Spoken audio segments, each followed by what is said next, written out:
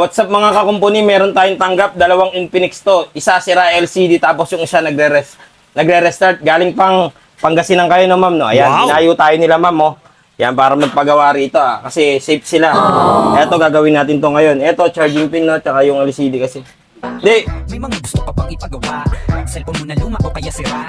Halika na't dalhin mo na agad sa amin. Tsak mabubuo yan at yung magagamit. Nabagsak mo ba o kaya na ibalibag? Hindi bumubukas o ang LCD ay basag. Huwag kang mag-alala kung ang CD mo ay wasak. Basta check ka lang at kami nang bahala sa lahat. Wala namang tunog o ang speaker ay mahina. May paraan pa dyan basta sa amin magtiwala. Ayaw din mag-charge, battery ba ay sira na? Pwede natin palitan yan kaya huwag kang mabahala. Kaya relax, maupo ka muna dito sandali. May libre pang merienda at mainit.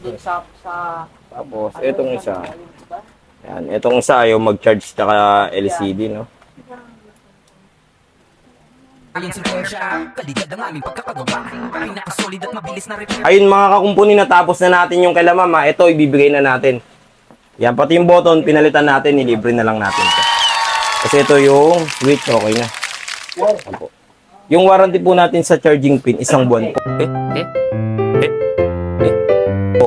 Tapos sa LCD po, bibigyan ko na lang kayo ng 10 days. 1 week lang po kasi yan. Bigyan ko na lang kayo ng 10 days.